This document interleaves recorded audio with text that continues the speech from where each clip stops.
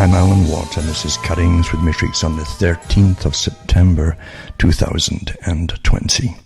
Now, before I get started, and I forget, of course, as time goes on, these are long talks, just remind you to go to cuttingthroughthematrix.com and find out how to send me a few bucks my way. And that'll keep me going, hopefully, because, as I say, this is full-time. Full-time really is not much time to do with anything else when you really investigate all the stuff that's going on. And I have to remind people, because they get lost in the talks as well, as I do, because they're long, and people forget, but by the end of it, to send me a few bucks. So remember, I'm still here because of you, and if you want to get the information, just feed me a few dollars here and there. Cuttingthroughthematrix.com. Thank you. And as always, I hope you're all hanging in there during our trials and tribulations that are pretty well endless, aren't they? And of course, a lot of them are manufactured by the powers that be, especially in this day and age, because big changes have to happen really rapidly to get a massive agenda, a well-publicized and published agenda that took them years to work on. And who's they? Well, you know who a lot of them are, the guys who implement them, the front people who talk on behalf of them, all the different organizations that work with the United Nations, with the Council on Foreign Relations, Royal Institute for International Affairs, and the Asian Pacific Partnership Group of the two, which is also part of the same group as Britain and everywhere else. Because they have names for different areas in different parts of the world, but it's all the same one group, a very old group. And they also work circles within circles, as I've mentioned before. And Quigley talked about that too. There's certain ones that are high profile, can mix with the other circles, you see. And that way, you can really keep information to the minimum spread amongst the public by having particular circles to begin with, and then people who are involved with maybe 2 or 3 of the circles of groups keep it pretty well mum. So only their own circle knows what they're intended to know. It's intended that they know, and nothing else. That's how it really works. And we also, again, it's a different reality, a completely different reality. And the more you get into, say, anthropology was hijacked a long time ago. It was actually started up by those that wanted to prove eugenics worked, you see, and they sent people across the whole planet to measure folks' skulls and their bodies and study them, and they go into little tribes and watch what they did here and there and all the rest of it.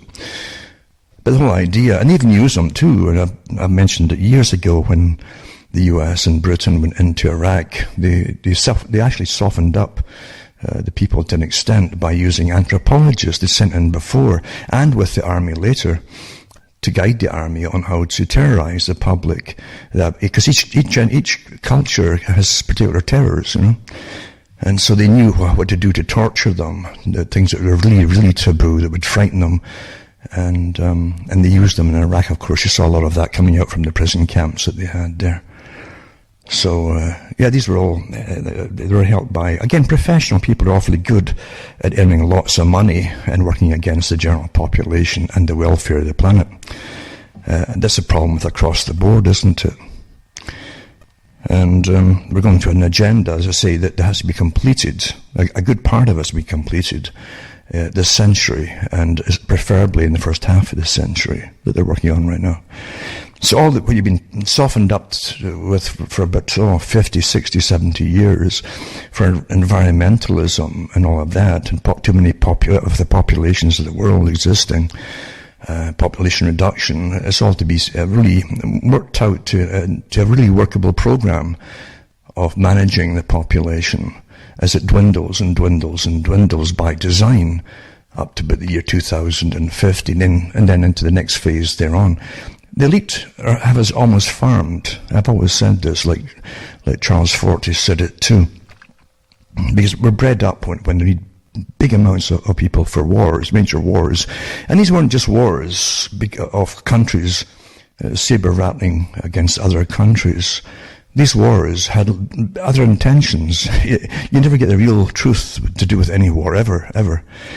Like the CIA as an example. The people who worship things like the movies and the CIA or MI6, and they have no idea of what real intelligence services are about. The people who work and who are operating in different countries often don't know themselves. That's how tight and compartmentalized everything is in the reality of the system that runs the world. If soldiers really knew why they'd been used for the last 100 years, there wouldn't be a World War I or II. There's no way it would have happened. Because the people had no idea of the real intentions of it, but people above them certainly did. And very private, secretive organizations, or semi-secret organizations, certainly knew that by incredible archives of information of the study of populations across the world, even then, they knew exactly where they could take the world. And then you have a gangster operation working amongst them too, that controls the money supply of the planet, that believe that they literally have the right to rule it. You know, it's quite amazing, and that was touched on this week with other groups and newscasters and so on, and the mega group, of course. And Epstein was on a lower level with that too, but the guys above him that are mentioned certainly are all part of it, and they also work with the World Bank, if not directly own it. That's power for you, amazing power. But they've always been into population reduction for those who don't quite get it. And they are the biggest white-collar criminals on the planet. But for themselves, they don't believe they're criminals. They have the right to do what they're doing. It's always for a good cause, you understand. And that's how things are done in this day and age. Lying to the public, that the noble lie is the Peanut Group also used it, that telling the people that a noble lie, you know. It was worth it. It had to be done for the good of all, you understand. And with the COVID idea that they hit on eventually, and obviously worked on for quite a few years, we definitely have all the evidence of it working up to the present day. That was sitting, waiting to be used, because the last climate change accord kind of fell flat. They admitted they didn't have the public support to implement the same agenda that COVID's bringing across here and fulfilling for them. And they said they'd have to do more drastic things to make the people basically conform and do what they're told and stop consuming. A post-consumerist society where you live to buy and purchase and consume. That had to be done away with. Well, welcome to COVID, and that's the whole thing. It's interesting. This weekend I was thinking about it, because I was asked to go on different shows leading up to 9/11, the anniversary again. And I honestly didn't have time. I had so much to do here. And it's been raining here, like floodgates opened. This is what they do generally. They bring the water up through San Francisco. They bypass a good part of California. They kind of divert the water in the air in the jet stream right up across the Great Lakes up to where I am.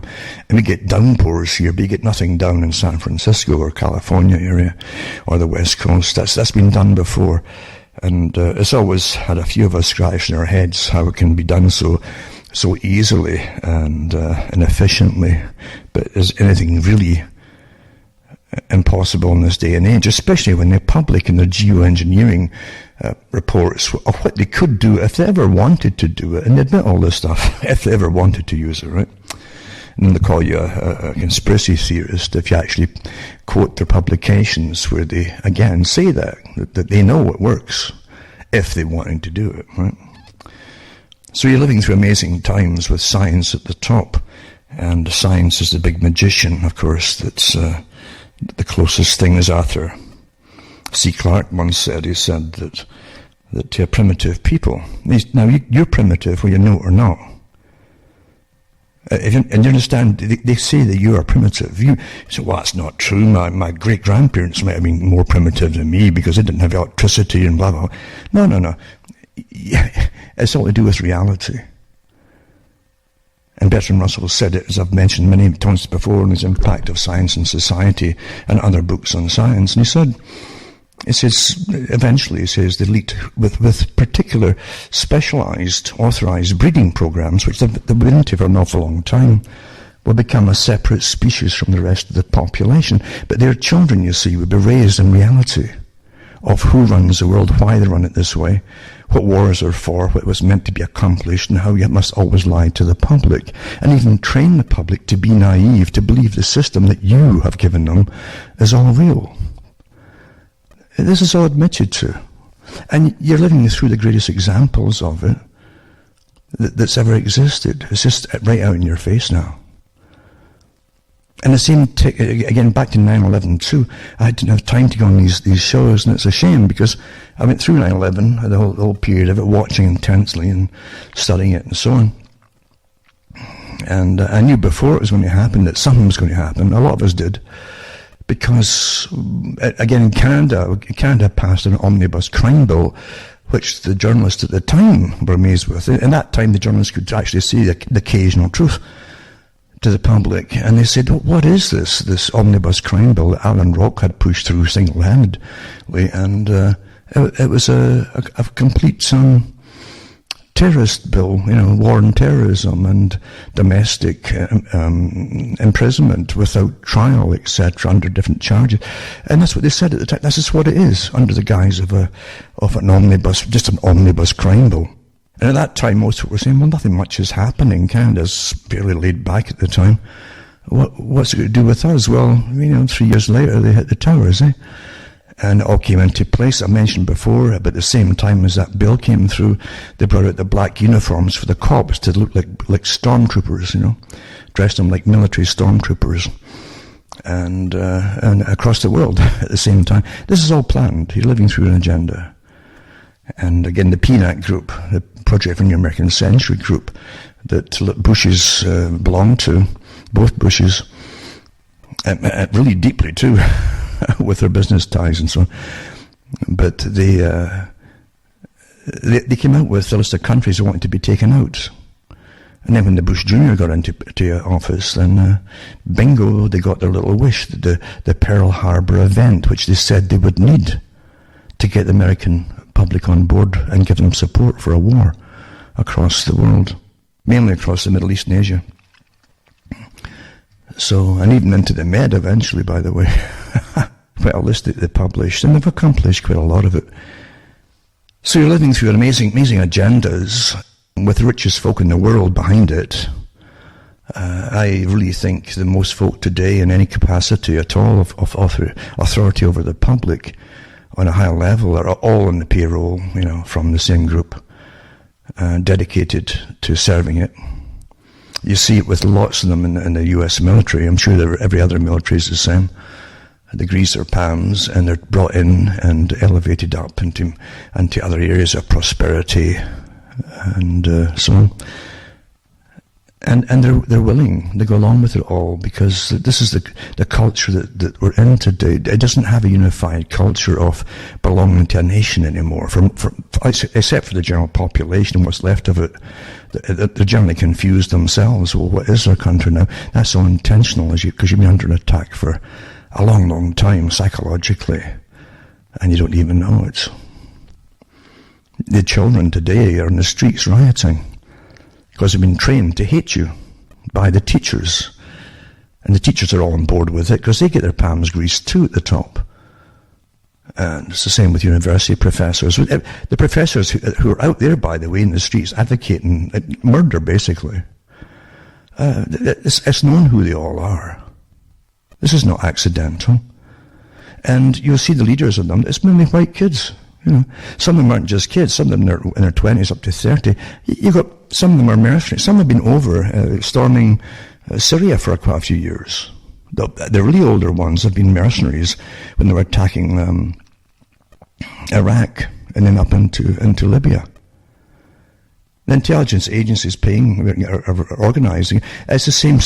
You saw them going through the Middle East and into Asia and into Syria, and they've been burning cities. Same strategies, taking down religious monuments and destroying them, and destroying churches. Same thing. This isn't accidental. For those who don't quite get it, you're meant to be focused on your immediate surroundings to stop seeing the big picture. And it is a big picture because it's well-financed, it's planned by a world authority, a cabal that's ruled the world for an awful long time, a cabal that boasts about bringing through world wars to make it all happen, step by step. And many of them are known, even those ones, I'm sure there's higher ones above them, because the ones that you know are known are still workers to an extent. They're worker bees.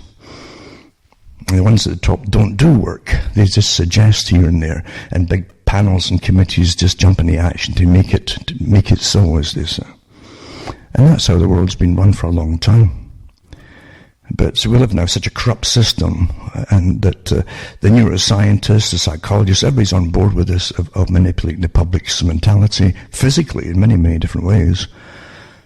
Right down to the art of creating your opinions is such a precise, perfected art. It's very efficient, very quick and simple now, the way it's put across. And I might touch on some of that tonight if there's time. But there's no doubt, by the way, I was looking at a documentary that someone sent me on a driver, because by the way, I get really hammered by my set. They go for your servers now. If you speak out against COVID, your server will throttle you until you have no speed at all. And that's what I've got with my satellite service here. Even though they're taking money from the government as well, by the way. and I'm paying through the nose for it too. They're throttling me. The only time I can get any speed at all is in the middle of the nights for maybe 2 or 3 hours, and that's it. But this is all deliberate, and of course it's all done with plausible deniability. Well, it could be your equipment. No, I've been through all that for years with them before, and I've gone around all the circles and spent hours and hours and hours on the phone just wasting my time. This is what they do, but right now the pressure is really on, because dial-up speed would be a bit faster actually than what I'm getting for satellite, $110, $120 a month. That's what they do, folks. You're not living in a decent, above board world. It's a disgusting system you live under, and the same system that does dirty tricks like that in other countries, they just kill people. I hope you understand. The same groups, right?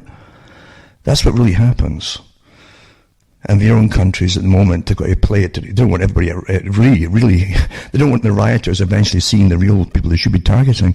They must keep you just doing the communist burning and torching crusade right now, because that's part of the Communist Manifesto. That's their techniques, is burn. Wherever you see burn the clenched fist, it's the same groups.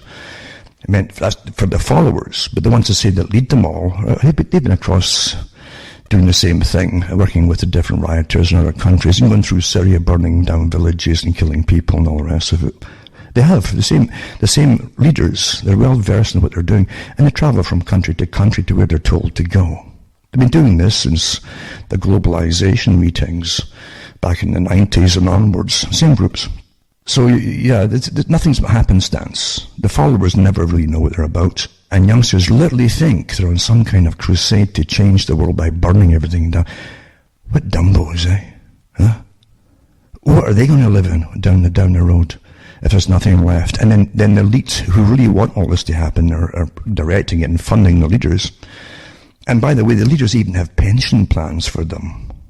Huh? Did the followers know? They don't even think about that. But the leaders have pension plans put out by the big foundations. And they won't be touched, of course. The leaders won't be touched. If they start going for the leaders, the real leaders, that are even in the streets, I'm talking about that level of leadership, the ones who are in the pension plans, who are mercenaries and working with intelligence, it would all fall apart. So they'll leave them alone, but the followers will get picked up and charged for different things. It's all already happening, in fact. And this is what you do. You let them loose in the streets when you want to shake up and terrify the public in preparation for them to just stand down and give up. It's all psychological warfare, you see.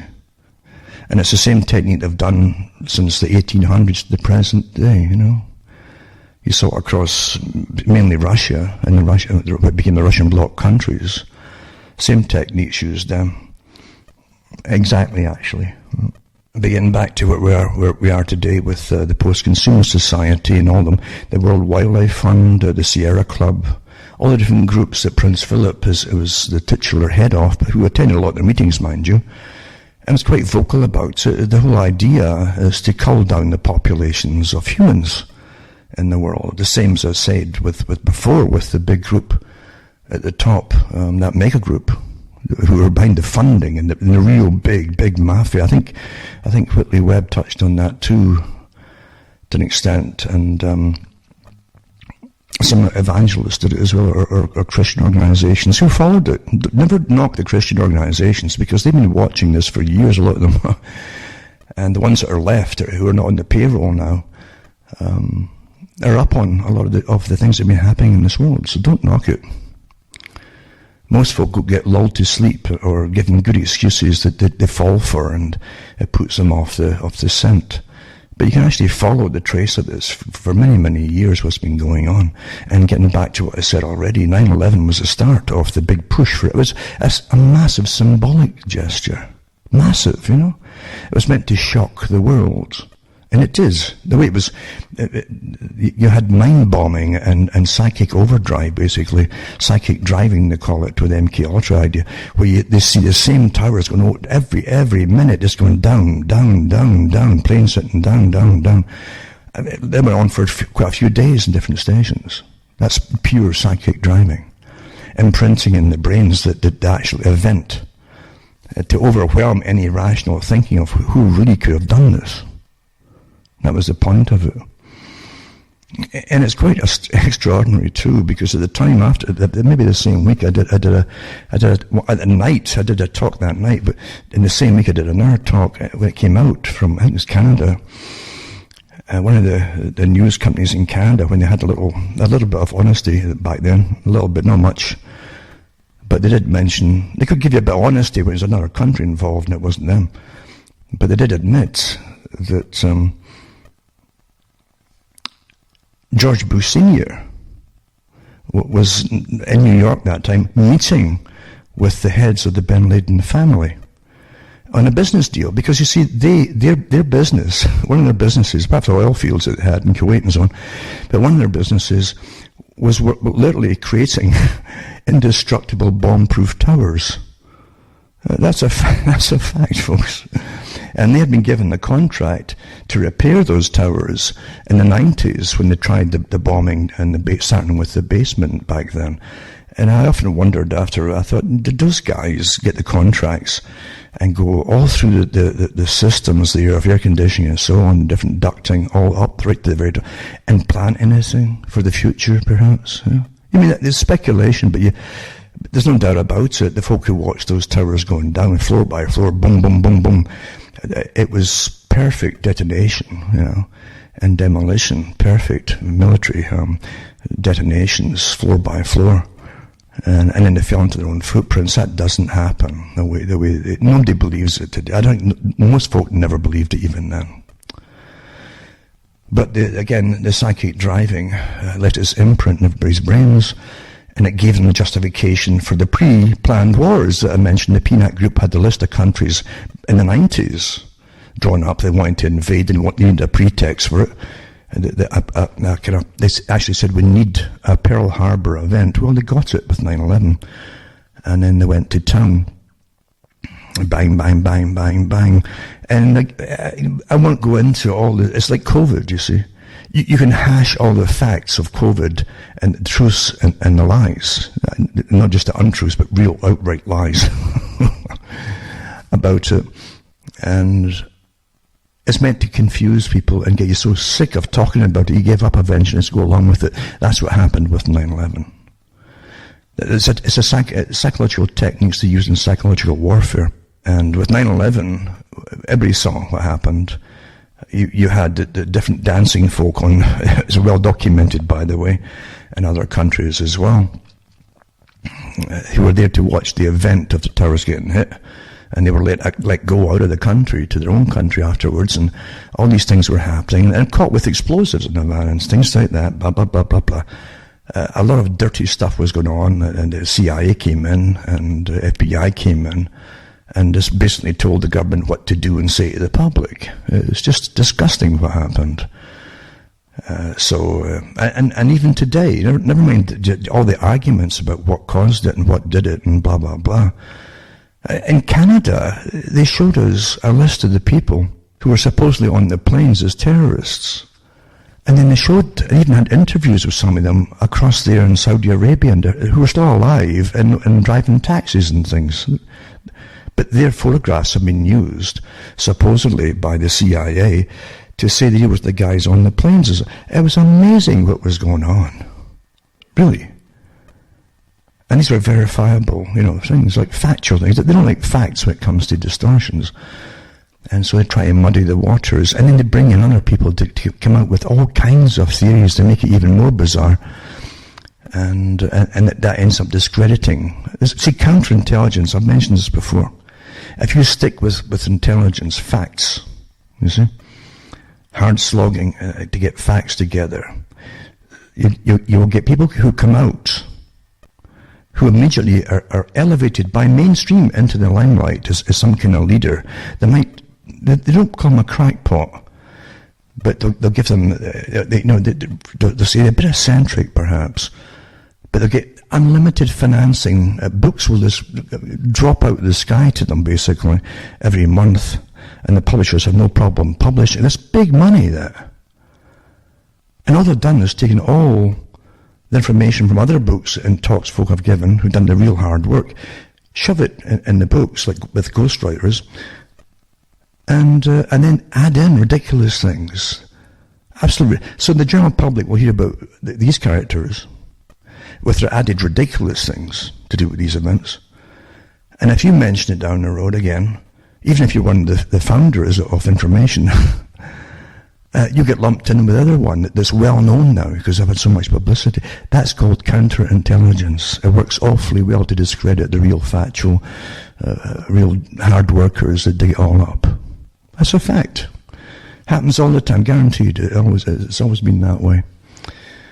And that even goes way back to even Aleister Crowley, Aleister Crowley had ties to intelligence service. Intelligence services are incredibly interested in psychology and behaviorism. The CIA funded all the guru organizations of the 60s and 70s and brought them over to California and places like that. And studied it all, the youngsters throwing themselves and bowing to these folk as gods, because that's what a guru is, you see. And studying it was amazing. It was even the same thing with the Jonestown idea too. CIA guys were all over that place. They're organized, studying how you can make people do things they shouldn't possibly ever do. Big crowds of them. And a lot of it's been admitted now, and you had the same thing too with Charles Manson. The FBI were all over the place, the place people lived before, his camps, and with cameras, and folk going in and out to record someone and stuff, and even do videos and so on. This was all recorded. Amazing stuff, really. Ronald Reagan, when he was the governor of California, gave Manson the right to go into some of these old folks' homes. And they may have given the same thing to Jim Jones too, because they said that they could give them, they had really good positive reactions on the old folks in the homes and so on. That's what they said. So you have no idea of the behavioristic psychology experiments that go on in the public all the time, always funded from the top. Always, So never toss that out your head. But Aleister Crowley, he was actually accused at the end of, was it World War I or II? Because he was, but he definitely was like a Lord Haw type at one time, worked for the Germans at one point, and got away with it. Well, you can't get away with something like that unless you're definitely belong to the Secret Service. No doubt about it. And to do with, and sexuality is a big part of controlling people. The so-called freedom of sex. You make folks slaves through it all. Then they're blackmailable slaves, especially. You give lots of drugs along with it too, like Crowley did. He also partook of them, and you've got an awful lot of information on different people, a lot of dark matter, you might say, you got on people's characters, and it wields a lot of power for folk who have a public image. That's what Epstein was into too. And once again, you got to stop thinking about what you believe Britain was back, or any country was back then. in Aleister Crowley's day, because in that day as well, it was run by a different group altogether from the ones that you saw as prime ministers and so on. Benjamin Disraeli said it in the 1800s. You know? Even his book, his novel he put out there, he said the people who really rule are vastly different. The people behind the curtains are vastly different from the people you see publicly as rulers. That's how it really is. That's how people will really push it out their heads. That's ridiculous. That's incredulous. We know what Britain was, and we know, really. The folk haven't got a clue what Britain really was, or who really ruled it. Never mind the fact they had no idea how the money system was even managed. You had people who were shell-shocked with countless endless wars, where you had an endless cannon fodder from the poorer classes who joined the military. Always with a good cause, you're off to war for a good cause, because you give you simplistic reasons why you're going to fight. The simplest is just that they're bad people over yonder, like Bush Jr. did with Saddam Hussein. And it's good enough. Most folk will believe that this. Why would your governments lie to you? That's what you think, yeah? But no, it's disgusting what's being... Look at Tony Blair, huh? After 9/11 as well. He was a one-man band, along with actually 3 or 4 of his cronies, by the way, who had more in common than you think, who also wanted to see more. It made no sense to the British people. Why would you go off to get rid of Saddam Hussein? And, of course, it came out years later, and I remember putting the articles up on a show I did, where Blair admitted years later, of course, because look, they boast about it, psychopaths, they really do, how he got at the top of the oil companies and the CEOs, and they divvied up over the map of Iraq different oil fields that the Americans would leave for Britain. So they divvied them up and decided who was going to get them. But this is before it happened. Huh? That's the real world. That's the real world. Then Bush Jr., because he took out Iraq that was on the list, Iraq had done nothing to the US. And Bush Jr., during the inquiry, you can see it probably still today, but still up there, he said, oh, no, I never said that Saddam Hussein had anything to do with 9/11, which was a lie, because the media was constantly trying to infer that after Afghanistan. Well, it's probably a Saddam. But he says, no, I never said there's anything to do with it. He was just a bad man, and the world's better off without him. So that's your justification for killing about 1 million people? A bad man, get rid of a bad... Saddam Hussein didn't kill that many. But truth doesn't matter, facts don't matter, right? When there's big agendas there. But you really are living in an amazing system of incredible trained deception, where it's... Today, at least you have the internet, but even then, you're overloaded with such data and psychological operations. Admits that. I used to give the talks out years ago on the releases that they had for their internal releases for PSYOPs, and how they'd overwhelm the public with all kinds of information, close information as well, again like PSYOPs and counterintelligence. It'd be close to stuff that's original fact-finding, mix it together with a bit of bizarre ridiculousness or aliens or something, and then it was tossed out the window, you see, as folk go, oh, that's just that nutcase stuff. And that's what psychological warfare for counterintelligence consists of. It's very simple. It works awfully well, though. But that happened with 9/11, and before you knew it, you had rays coming down from heavens doing it all and stuff. And rather than just stick to the basic facts, the facts are who achieved goals through this, who talked about it before it happened, who was in power at the time, who belonged to the same group that talked about it before it happened, right? From the 90s, and bingo, they achieved their goals because of it. Isn't that an awful? These guys would be great if you took them to a casino. Just watch what they do and bet on what they bet on. They're guaranteed to win, you see. And then when you saw all that stuff on 9/11 with the stand-down orders, because it was a practice that day in case the towers were attacked, a practice about the towers getting attacked. What an amazing coincidence, eh? I won't go over, because against ad nauseum. And folk can't believe there's that many facts involved, but the facts are documented, and you had Cheney and Wolfowitz and all the rest, Wolfowitz and you had Rumsfeld on charge. In charge, mind you, they put themselves in charge over the military and Air Force and so that day, and they told them to stand down when there was reported incoming aircraft, you know. You can't make this stuff up. It's all documented. It's not make believe today. And but again, facts don't matter once you've got the whole thing going. The war started. It doesn't matter. The whole point is to get the folk in shock, give them a simple, lame excuse full of holes, and once you get that military over there and you're fighting, you see it doesn't matter how you got them in there, because now you've got a bigger agenda to fulfill. And remember what Quigley said to Carol Quigley. He said, wars are also meant to change opposing sides. All those who are involved in war from different sides will be changed culturally forever because of them. Well, it's the same thing on the public. The general public have had the biggest changes of all. They lost their rights of privacy completely. There's nothing you can do now that's going to be private, and it has been since 9/11, since it passed all those rules and regulations. You really have amazing coincidences, don't you? Amazing coincidences. They unroll all the plans that they had ready to implement.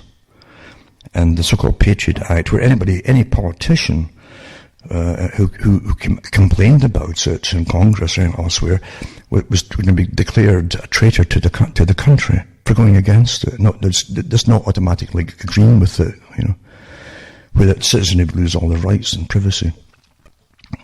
And this is the second part with COVID. This is the real intensification of that.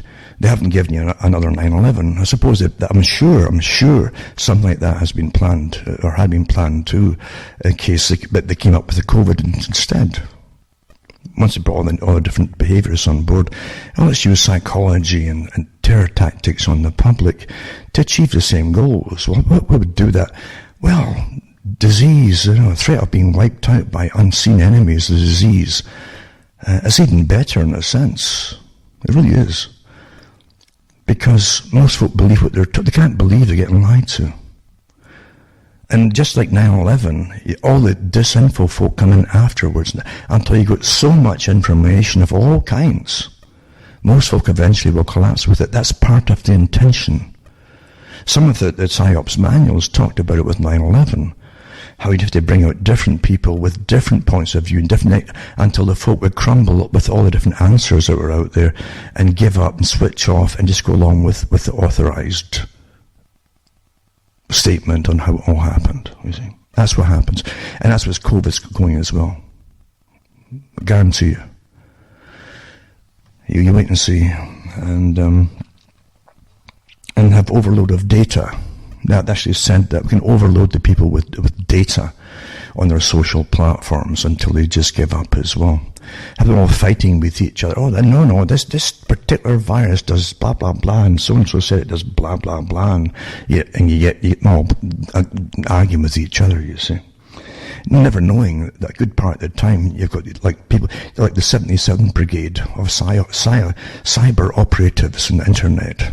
Paid literally like a battalion of cyber warriors who are out there all the time, thousands of them. And I gave the articles out a few months back, and even a few years ago too, about the group that were involved in attacking anybody on the internet, using all kinds of tricks, bots and real people attacking you in cyberspace. And just twisting your time until you ruin you. Don't answer anything. I don't even bother with that kind of stuff like Twitter and all that kind of, because it's pointless. They admit that they bombard folk until the folk are driven crazy, thinking it's all real and real people, and that maybe there's something wrong with me. They'll pick a chink in your armor and get in there, and then they'll destroy you. That's the technique. This is happening, folks. With the COVID warriors are out there now, paid for by your tax money, right down to the Event 201 and so on. They went through this during their exercises, how they would attack people who would disagree with the coming disease pandemic, right? The coming one, they just knew. And different stage, 1 to 5, I think it was, of implementation. The first is just to try to counter them with people who would appear to be against them until you would just change your mind. Maybe they can't all be wrong, so you change your mind. If that didn't work, you go to the next step. And then the third step, you start fining people for putting out disinformation. And the fourth step, censoring them off the internet. That's where we are right now, you know. And also basically imprisoning them in the next step down there. That's where it is. You know? See, in prison is too fascistic, you see, especially right now. They don't want to be so overt about it. But you're going into the same system as North Korea.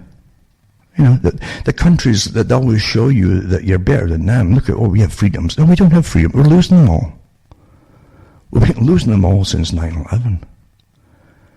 And now you really are losing them all, because now the police are going crazy in some countries. You know that.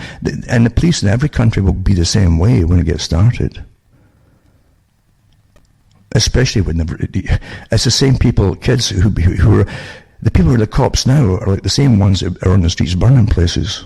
Same generation.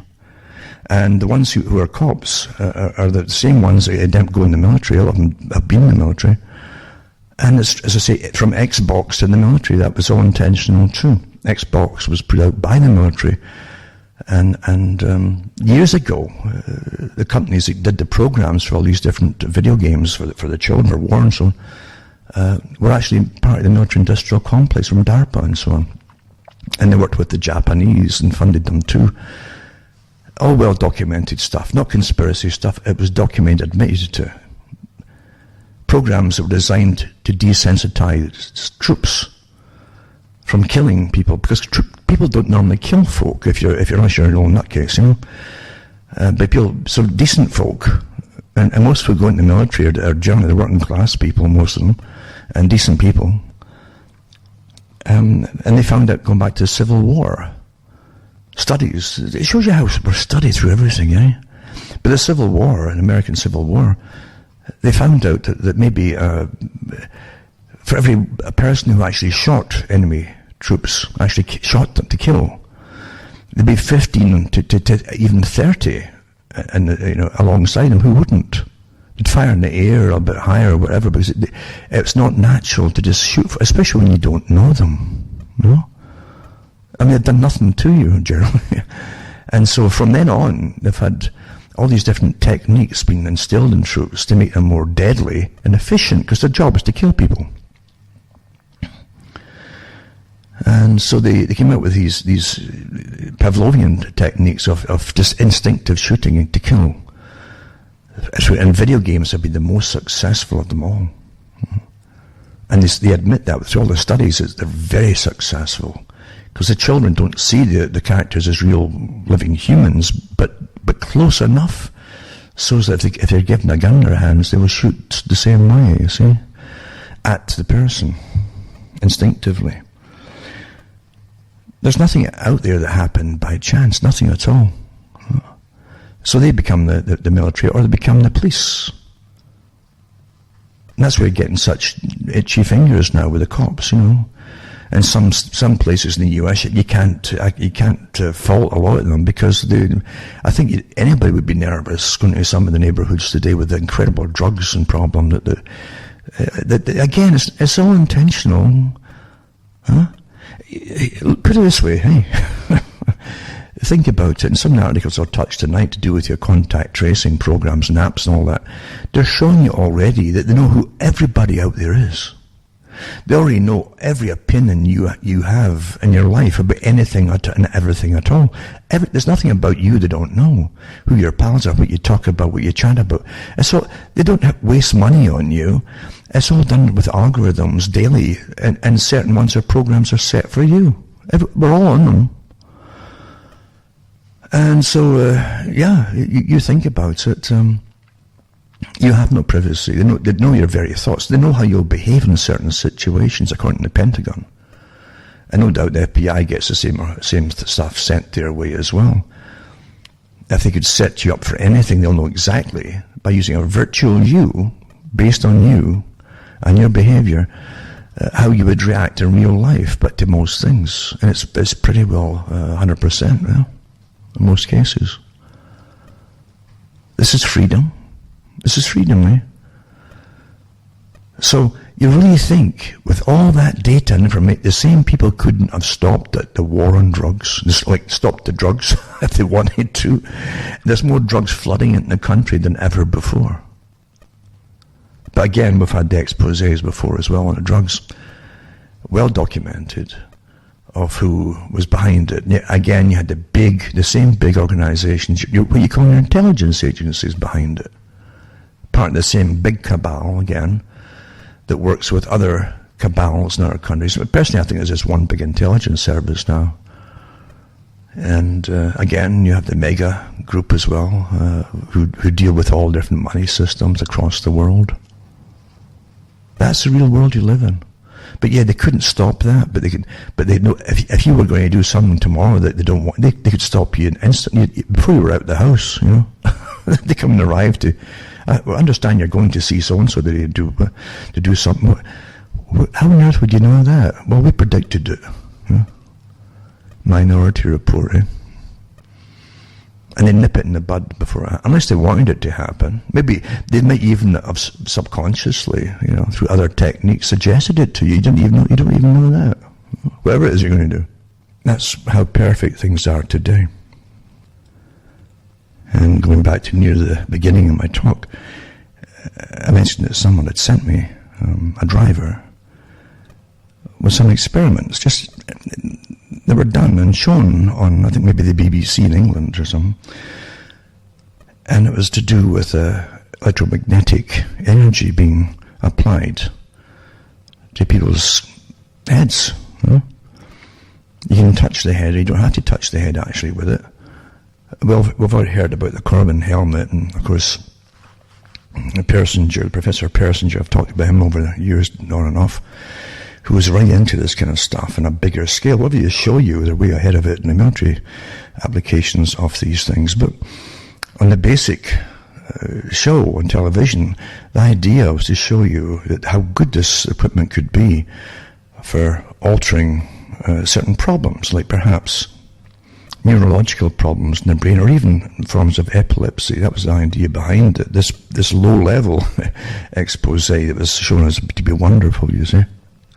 But the guy, the interviewer, gave himself as a guinea pig to the people who had the little gizmo, little gadget. It wasn't very big machinery, you know, very compact micro machinery of equipment or electronics.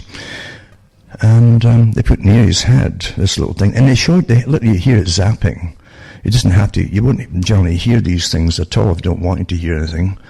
But you could hear it click, click, clicking. So he was asked to repeat a nursery rhyme. Mary had a little lamb, and he was doing well, and then you hear it going click, click, click, click, click, and then you'd see his eyes kind of blink as this thing affected the nerves around his eyes, as an example. But in his brain, he just stopped dead. It throws you off your way of thinking. Well, the deeper application I've found from the military side of things, and there's lots of information out there, you know, on this, the applications of electromagnetic energy to disrupt the patterns of thoughts amongst people. I remember years ago when the HARP idea was going on, and of course the massive project in Alaska at the time, where they had arrays and arrays of for creating standing waves from the ground up to the ionosphere. And it was the Air Force, I think it ran it, the US Air Force at the time. And they even put out documentaries in Canada trying to make it almost comical. Like, let's go up and talk to the cleaning lady who just said, well, there's nothing much going on here, and this kind of stuff. But they did do an interview with a guy who was a public relations propaganda expert for the military.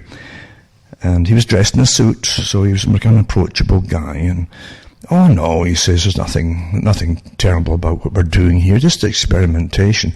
So they spend multi-millions, maybe billions, on this big array, this complex, and a few acres of ground, where they could create incredible standing waves that could give you the northern lights if they want to, because it hits the ionosphere. But they can also use this to superheat parts of the atmosphere as a weapon if they want to. But on a secondary carrier wave, they could actually interfere with the human thinking And that this has all been documented, this information, but that's part of it too. It was thought that they used this technology when they first went into Iraq, or they bombarded Iraqis with it during Operation Desert Storm, when you saw all these Iraqis coming out of their dug-in trenches, utterly dazed as could be. And this was in the newspapers at the time, when they're allowed to talk about things like that. Newspapers have always lied to you, but occasionally they'd let you know a little bit when it was in another country, So you saw these folk coming out of the trenches and had little clips on TV years ago. Just utterly confused and dazed, but they hadn't been under intense physical bombardment, But they were definitely confused, and they couldn't understand. Even their interpreters, they're speaking their own language. They couldn't understand for a while. They were very confused. And this was thought to be HAARP. It was standing waves they've been testing out then. And then they did the same thing again with Operation Iraqi Freedom, to give some democracy. Like we've got it here, And so anyway, that's when they use these technologies as in warfare. That's an open field then, because no one's going to poo-poo it or say you shouldn't be using that on people when they're designated as an enemy, and all the propaganda's in full force. So they were doing all that kind of thing back then. So anyway, you take it from there and you say, oh, this is all too fantastic for me, I'll switch off now. But go back to Brzezinski's, but most folk don't read now, And Zygmunt Brzezinski in the 1970s, in his own book, he said that between two ages, he says, we can now, in a Technotronic Era chapter, he says, we can now, if we want to, bathe the whole continent in particular frequencies or alter the behavior of every person in that area, or the whole country. Well, take that back to where you are now with the standing waves, and you don't need Alaska for it. They've got portable ones all over. They've got an array of them, by the way. If you've been looking to the HAARP projects, they had an array of them. It's built up in different universities across the US now. They can actually get together on certain nights and beam these standing waves up collectively, meeting in certain parts of the sky, causing standing waves, and also bouncing off the atmosphere, and they can just get a mirror, they can actually direct it to where they want it to come down and hit. And they even use this technology now to see under the ground for hideouts and dugouts, and even using it for pipelines and things. It's amazing what they can do with it. But again, don't forget, there's a whole wide frequency range involved there, and part of it can be set quite easily, and they've tried it within the human brainwave patterns. So getting back to this little demonstration of the wonderful little portable thing that they had, that was meant to help people in the medicine. This is what they said. They can make you completely lose your pattern of thinking. And that was, again, tied right in with something I'd already watched and read before about a technology which they said that they already had too. They tested it out after 9/11. And the idea, once again, was to try to figure out what folk were thinking.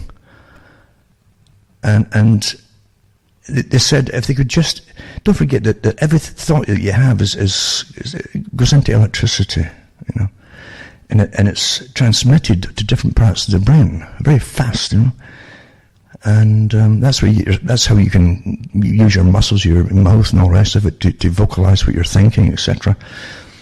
But also, and you've already seen exposés that came out of the equipment. Unlimited funding in research and development under terrorism, anti-terrorism, after 9/11. That's why they love these things. It's all your tax money guaranteed to be paid by the government, whether it works or not. And they showed you people who are looking at certain things in front of them. And then they showed you these gadgets that were directed at the back of folks' heads. And they could actually reproduce what the person was seeing by tapping into the occipital energy from the occipital lobe at the back of the head. And it was pretty good. It was a bit fuzzy, but you could absolutely tell what they were seeing, Well, it's understanding the language of. I gave the talks years ago before it even came out. I said if you ever could tap into the language, you see, of the eyes, then you could see what they're seeing. And the same thing with smell, from a distance. It's all language, different languages and different types of languages for different areas. But thinking itself, can you imagine now? And then the idea was when a person was thinking about something, and a computer was set up, would be reading this in real time, what you were thinking, at a distance. If it didn't agree, if it's already programmed to attack and change certain thoughts on certain topics, it would catch your thoughts basically in midair and transmit them back to you with alterations until you'd say something and you'd say, oh, I didn't mean to say that, but you say it anyway. Or these techniques are out there, these gadgets are out there. Eh? Absolutely. So when it comes to electromagnetic interference with the brains, that's a weapon. It's a tried and true method by the military, and they do have much more portable machinery they can take on backpacks, right down to even pocket ones, by the way. So all the stuff that used to be sci-fi or probably get locked up and put in prison about, or in a loony bin about, are actually there. And we live in an amazing time because for a long enough time, this kind of weaponry was you would get locked up if you mentioned, oh, that's madness, that's impossible, until revelations come along down the way with news articles and science magazines and talking about the fact that the military had experimented with microchipping people before, and then you had DARPA who came out with it, that they were leading investigations and to help in quadriplegics and things like that, just putting these little chips in them, and then remotely you could maybe help to re-establish connections in the neurons electronically and get them to move their arms and legs remotely even. Well, why would you have to even do it remotely? Well, unless you were testing it out to do it on people that are not paraplegics and so on. A paraplegic would like to think about do it themselves. And his own thought or her thought should make it happen, but not you remotely, no. That's a different thing. So anyway, we're tested on all the time, and a lot of the stuff now exists. But people were put into loony bins back in the 70s, 1970s. And before, when most folk, even in most countries, working class, hadn't heard of computers, or if they heard about it, there was some big machine they saw in a movie that was 6 feet tall or something, with big tapes going around, a bit like a big tape recorders. That's what they used to show you. But as far as micro components went, they supposedly didn't exist. And yet, you had people who, and I knew one of them, who had been in the military, who seemed to say enough guy he broke down one day. He said, it's crazy, I think there's a chip in my spine. I said, what do you mean a chip? What do you mean a chip? He says it's for a computer.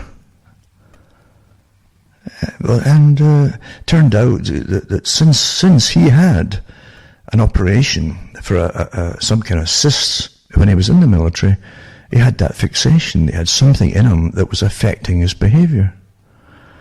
So take that as you want, but that was a common thing. It became more and more common throughout the 70s and 80s when you look up different psychiatric studies. People being admitted with that kind of problem. Before, as I say, most folk even, didn't have laptops and things like that. So things are always tested out years and years in advance before the public ever hear them. You look at the old technology that was used in World War II for communication and for even not just night vision like infrared and so on. But you find that the Germans, they still use for sniping, or they did anyway, sniping and camouflage for NATO troops. That were German, old German training movies made for the military before and into World War II. They had the most advanced. They hadn't really improved upon it. All the different kinds of terrain.